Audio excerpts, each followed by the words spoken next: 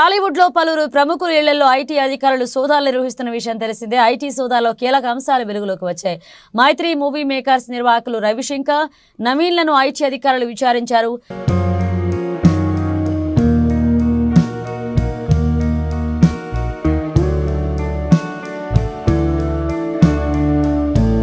Pushpa 2 movie makers office వద్ద భారీ లాభాలు రాబట్టినట్లుగా ఐటీ గుర్తించింది.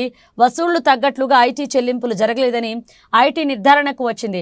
మైత్రి మూవీ మేకర్స్ బ్యాంక్ లావాదేవీలను ఇన్కమ్ ట్యాక్స్ అధికారులు పరిశీలిస్తున్నారు.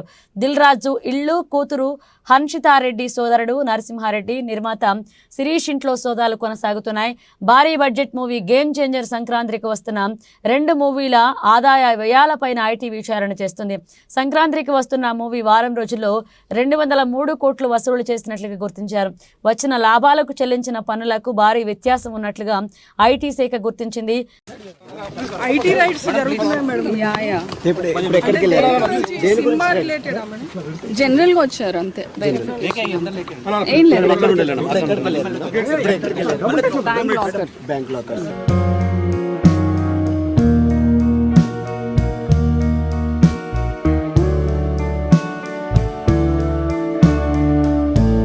మరోవైపు పుష్ప 2 చిత్ర దర్శకుడు సుకుమార్ ఇంట్లోనూ ఐటీ అధికారులు సోదాలు చేస్తున్నారు.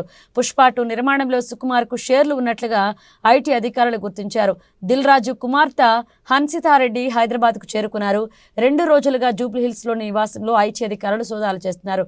ఈ క్రమంలో వెంటనే హైదరాబాద్ రావాలని దిల్ రాజు కూతురుకు ఐటీ అధికారులు ఆదేశాలు జారీ చేశారు. దీంతో హైదరాబాద్కు వచ్చిన ఆమె ఎయిర్పోర్ట్ నుంచి నేరుగా జూబ్లీహిల్స్లో నివాసానికి చేరుకున్నారు. హన్సితారెడ్డి ఐటీ అధికారులు విచారిస్తున్నారు. విచారణ ఇప్పటికే ఇంట్లో డాక్యుమెంట్లను ఐటీ స్వాధీనం చేసుకుంది. హర్షితారెడ్డి నిర్మించిన చిత్రాలకు సంబంధించి ఆదాయ వ్యయాలపై ప్రశ్నిస్తున్నారు. ఈ రోజు రాత్రి వరకు ఐటీ సోదాలు కొనసాగనున్నాయి.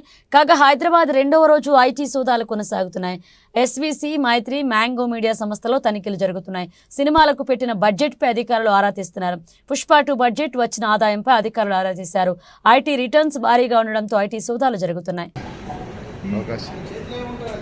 నేను లైవ్ ఆయన కనబడుతున్నారు గోడ మీద కూర్చొని ఏం లేదు కొనసాగుతున్న రైట్స్ అని పెట్టండి కొనసాగుతున్న పెట్టండి అంతే నో పాయింట్స్ అదే సరిపోతాయి ఓకేనా.